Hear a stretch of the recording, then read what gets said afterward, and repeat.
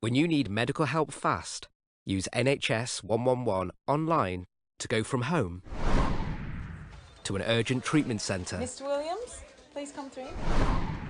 or a pharmacy. Hello, pharmacist will see you now. Or if needed, stay where you are and get a call from a nurse, doctor or paramedic. Get assessed and directed to the right place for you in as little as 90 seconds. Use NHS 111 online. This is the North East and North Cumbria Providers Podcast, highlighting the fantastic work taking place across the region to provide the highest quality of care.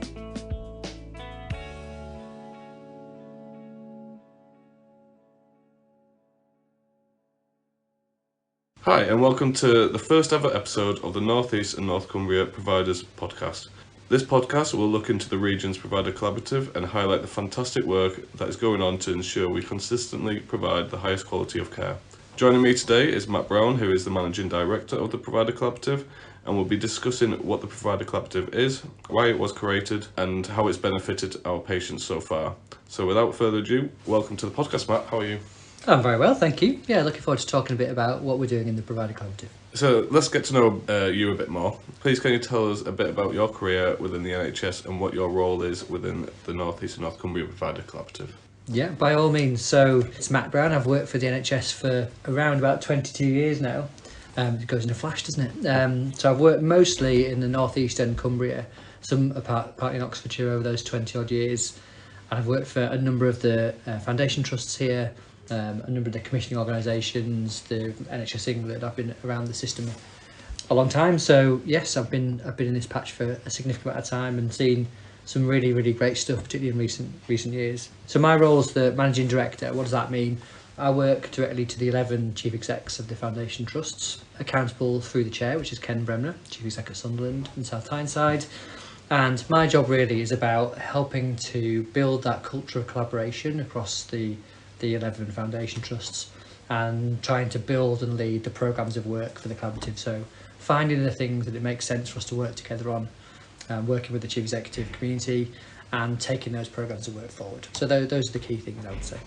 Brilliant. Some of our listeners may not have heard of the Provider Collaborative within the NHS, so please could you explain what the Provider Collaborative is?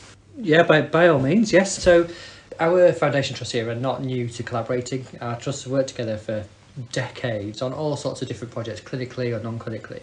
But in recent years, I think as the economic situation has changed, there's definitely a particular emphasis on how we take that collaboration further. So by formalising some of those arrangements, what more could we do? What more could we do with the brilliant staff we've got to benefit the patients of the North East and North Cumbria?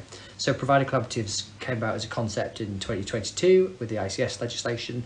But the trusts here and the chief execs here in the North East North Cumbria have been really passionate about this kind of collaboration for a long time and had established some arrangements about three or four years ago. We formalised those in 2022 through the Foundation Trust Board, so we now have a provider leadership board through which the chief execs come together once a month and we take forward the programmes of work.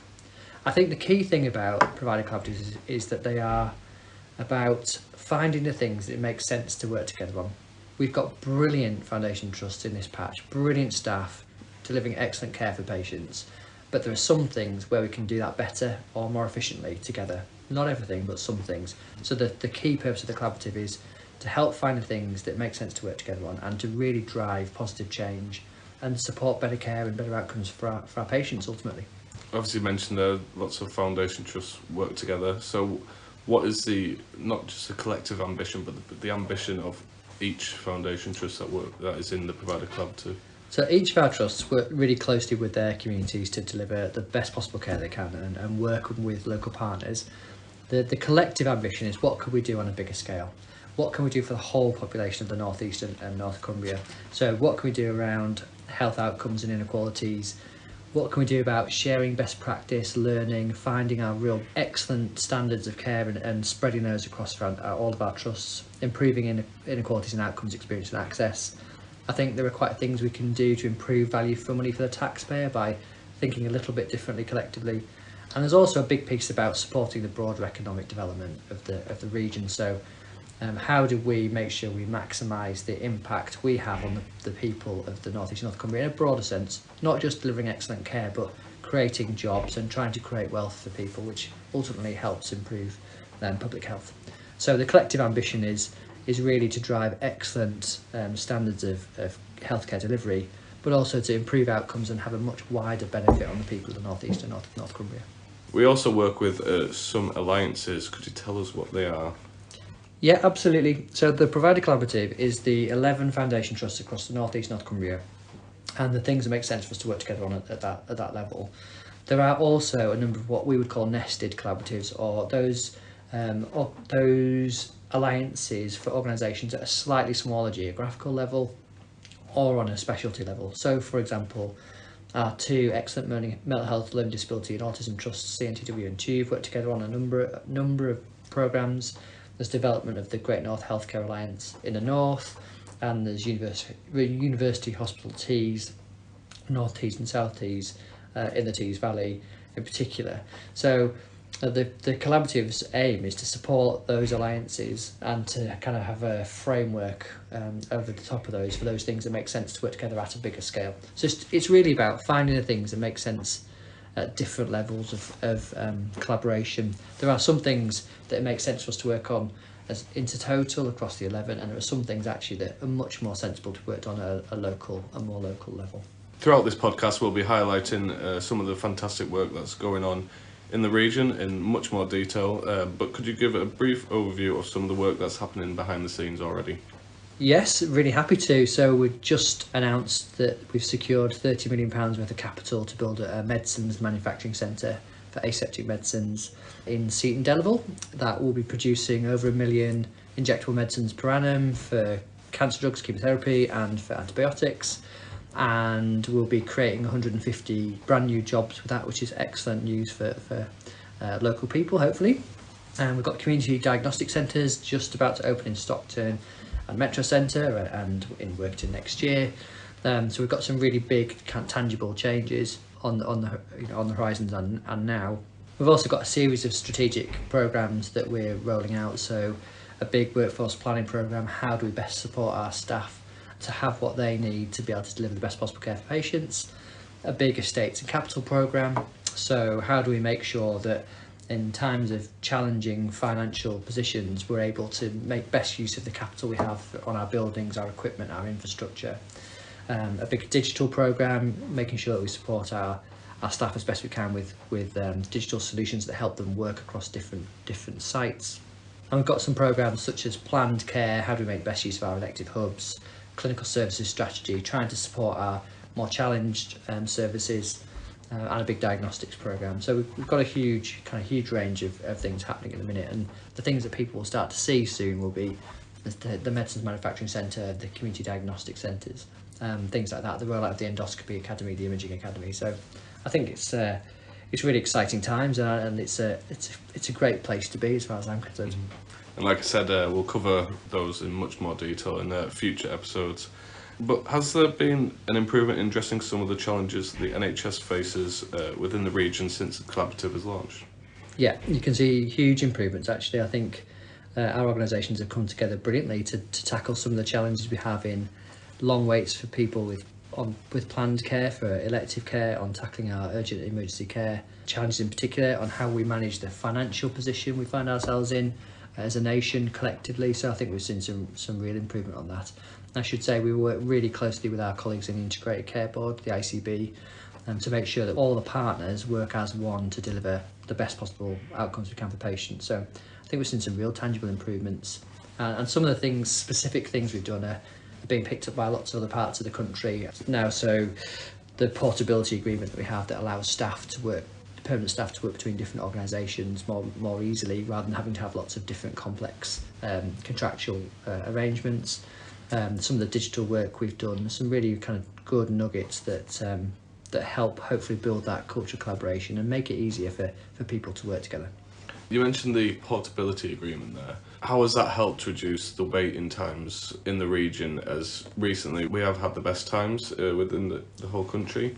So has the portability agreement really helped? Yeah, I think so. If you look at waiting times for planned care, our performance is the best in the country, but it is not at the levels that we would have had before COVID, pre 2020. So for us, good isn't good enough. We want the best possible care for our patients. So it's how do we push beyond being the best to being absolutely delivering the shortest waits we can. So the portability agreement helps in that by reducing the time it takes for staff to be able to work in other sites. So for example, one of our trusts has reduced the turnaround time for short-term doctors to provide clinics from 3 months down to 3 days, so we can immediately get people in to be able to deliver care and hopefully help reduce waiting times on specific specialties. So it's been a really useful tool in moving that forward. I think the key thing in reducing wait times has been that the trusts have been really prepared to work together, supporting the population of the North East North Cumbria as a whole, tackling the longest waiters no matter where they may be, making sure that we use our collective energy in the best way possible. We're not the only provider club in the country, and I know that other places are looking to implement their own provider collaborative, but you and our chair Ken Bremner visited Belfast recently. Could you tell us what the trip was and how that went? Yeah, absolutely. So we're a few years into our provider collaborative journey, where there were others that were started a little bit before us, and quite a number that are following along. So as we started to become, I guess, more developed, a number of different systems have approached us to help share our learning as the biggest provider collaborative in the country, to say kind of how did you approach these different problems, what's your thinking. So Ken Bremner and I went across to Belfast a couple of months ago. We've been working with the Northern Ireland system to help them think about how they want to develop provider collaborative arrangements across their trusts there in Northern Ireland. So we shared our learning, our journey, our thinking, some of the practical things we've done, some of the ways in which we've tried to get teams working together, and spent now a couple of days with them just helping kind of facilitate that discussion. So we've helped a number of systems, not necessarily that we have all the answers, but actually just thinking about how they might approach problems.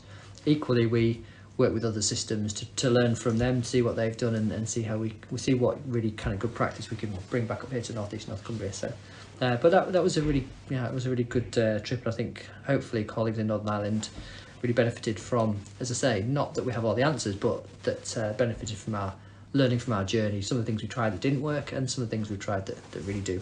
I think that really just says what the provider collaborative is, just working together as a whole to improve care for our patients, improve staff experience. Absolutely, I think that's what it's all about. And as I say, our colleagues here in the North East North Cumbria have collaborated for a long period of time. This is about trying to formalise some of that where it makes sense to do so, to enable us to take it to the next level. How can we go even further with some of that great joint work that our teams, our clinicians, our staff already do? With the provider collaboratives being introduced into the NHS system, what do you see the future looking like within the NHS and for our patients?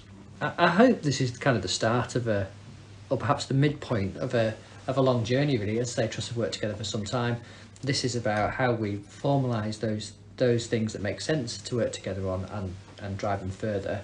So as we see our groups develop in the Great North Healthcare Alliance, in TEAS, and around the rest of the region, our job is about helping those teams work together on things that make sense locally and at the North East North Cumbria. So I see a bright future, really, where we make the best use of the resource we've got to deliver great care, but also where we try to maximise that wider societal benefit, where we try to create jobs, and where we really do try to increase the amount of money that people have in their pockets as best we can using the resource we have.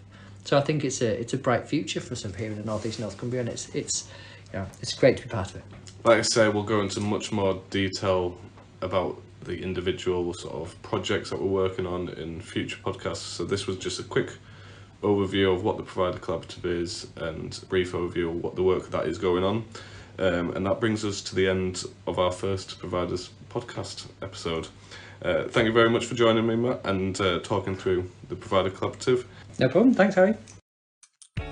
Thanks for joining us for this episode of the Providers Podcast. Hit subscribe to keep up to date with the latest news and catch up with what we've been up to on our website and social media pages.